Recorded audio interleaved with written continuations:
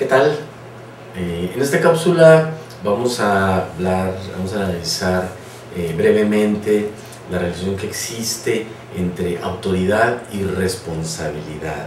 Algo que parece tan evidente, pero que suele olvidarse o conceptualizarse de manera un tanto parcial o distorsionada en las relaciones interpersonales, fundamentalmente las relaciones más significativas de mayor vínculo amoroso, como son las relaciones en la familia, con la pareja, con los hijos, hijos a padres, padres a hijos. Y porque esta relación va modificándose a lo largo de la vida. Cuando uno tiene hijos pequeños, uno es totalmente responsable por ellos. ¿Por qué? Porque no son capaces de valerse por sí mismos. Un bebé recién nacido, un niño que aún no tiene capacidad de juicio, pues obviamente nosotros somos totalmente responsables, por lo tanto nosotros lo decidimos todo. Pero en la medida que el niño va creciendo y va poco a poco adquiriendo habilidades que le permiten ir tomando cierta responsabilidad, la responsabilidad de guardar sus juguetes, la responsabilidad de poner la basura en su lugar, perdón, de hablar sin ofender, de no golpear, de no rayar las paredes. Esa capacidad de hacerse responsable de ese tipo de conductas va haciendo que ya nosotros vayamos poco a poco cambiando nuestro nivel de autoridad, al grado de que ya no hay que estar detrás de ellos en cada una de las cosas, simplemente estableciendo el ajuste cuando una conducta inadecuada se empieza a dar, pues intervenir para modificar esa conducta a través de lo que sería aplicar una consecuencia que ayude al niño, al menor, a darse cuenta que esa conducta no es apropiada y que si la sigue repitiendo va a haber una consecuencia que le va a resultar desagradable, como retirarle sus juguetes por un tiempo, la ropa que no dejó en su lugar no se lava, no se plancha. Se va trabajando ir creando hábitos adecuados. Pero los hijos siguen creciendo y poco a poco ya uno no tiene que andar detrás de ellos, a ver si te dejaron tarea o no, ya la hiciste, no la has hecho, a ver si la hiciste completa o no. Poco a poco uno va, en la medida en que el desarrollo se va dando adecuadamente, poco a poco uno va dejando cosas a la responsabilidad del hijo, y él va haciendo autoridad sobre sí mismo en algunos aspectos. Este es el desarrollo normal, armonioso, para que se vaya preparando a que el día de mañana sea su propia autoridad, pero asuma totalmente la responsabilidad sobre sí mismo. Este proceso de ir nosotros poco a poco soltando la autoridad, pero también la responsabilidad, en la medida que nuestro hijo va tomando esa responsabilidad y va tomando sus propias decisiones, es decir, va haciendo su propia autoridad, es todo un arte que hay que aprender a administrar, porque en realidad entre hijo e hijo hay diferencias significativas. Tenemos que velar por su integridad física, por su salud. Ahí a veces es difícil negociar mucho. Sin embargo, poco a poco se va pasando del autoritarismo total a un niño de un año, un niño de meses. No se le va a explicar el por qué no debe de meter sus deditos a las clavijas de la toma eléctrica, simplemente se le dice no y es no. Pero a un adolescente que se le está negando un permiso, que se le está negando algo que le está pidiendo, que se le está presionando para que realice una actividad en la casa que no quiere hacer, es importante que sí empiece a darse la negociación. Y la negociación no implica que los padres renunciemos a nuestra autoridad. Significa que la flexibilicemos para que nuestros hijos vayan aprendiendo, es como ir delegando paulatinamente esa autoridad en la medida que nuestros hijos van tomando responsabilidad. Pero a veces llegamos a pensar que nosotros tenemos la autoridad total y hay que tener el control sobre todos los actos hasta que ellos se casen y se vayan de la casa. En realidad eso es mandar al mundo exterior a unos niños con edad de adulto, ¿no? Hay que ir propiciando la atmósfera en el hogar para que ellos vayan eligiendo, tomando sus propias decisiones, equivocándose en algunas cosas, siempre y cuando pues, hay que no sean de consecuencias serias, ir dando espacios de libertad, ¿no?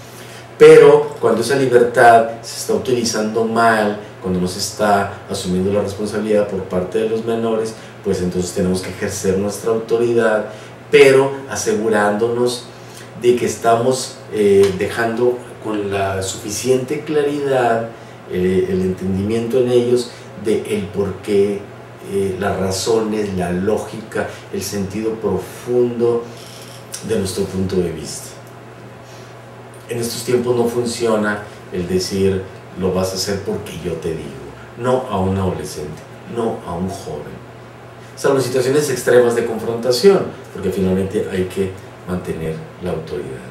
Finalmente llega el momento en que nuestros hijos son jóvenes, tal vez siguen en la casa, pero ya muchas veces inclusive ya están trabajando, ya se hacen responsables, inclusive en ocasiones de sus gastos, y entonces aún siguen en el hogar, pero ya hay que ser bastante más laxos en la manera como ejercemos nuestra autoridad, porque ya nuestra responsabilidad sobre ellos es tan pequeña, se ha acotado tanto, que eso lleva a que nuestra autoridad, y esto es lo que a veces nos resulta difícil aceptar, también ya es pequeña, para que finalmente cuando salen de la casa a formar su hogar, a vivir en otro lugar, entonces en ese momento, cuando nuestros hijos forman su propio hogar, en ese momento perdemos toda autoridad formal y tenemos ya solo una autoridad moral por el hecho de ser padres. Esa autoridad moral implica